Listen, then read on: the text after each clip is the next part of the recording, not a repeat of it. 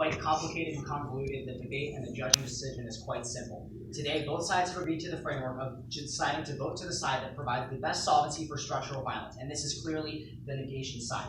You can see this because the winter card says that if we look to any other way rather than directly solving structural violence, our perceptual and cognitive processes exclude the harm of people who we see as outgroups, which in this case would be the low-income renters that we're talking about in today's resolution. Because they fall outside of our frame of reference and are morally excluded, we demean them, and therefore we don't have to acknowledge the injustice they suffer.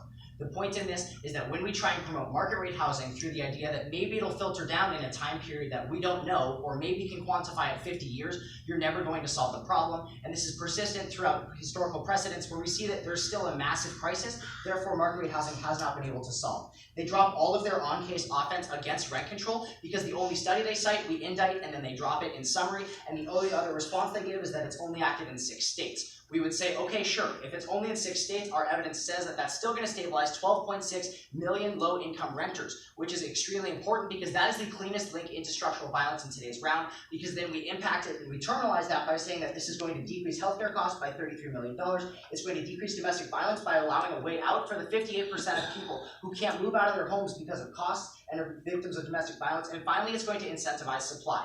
Now on the supply issue. The affirmation is a world where developers can make their profit by building one house and charging a lot for it. However, in the negation, when you enact rent control, if they want to make profit, they make less per house, so they have to build a lot more houses. It's intuitive, and the evidence shows this. Rent control doesn't jack up prices. The evidence we give you says that it actually decreases prices 20%, and this is the only evidence that's extended on rent control in the round. Furthermore, the only thing they're going to, in their final focus, they're going to go for building luxury housing to stop rich people from moving in, but this doesn't solve for structural violence, and that is the only thing you can weigh in this round because both sides have agreed to it in every speech. So because we give you the cleanest links into structural violence, which is the only weighing issue at the end of the round, you're going to have to vote for the negation. Thank you.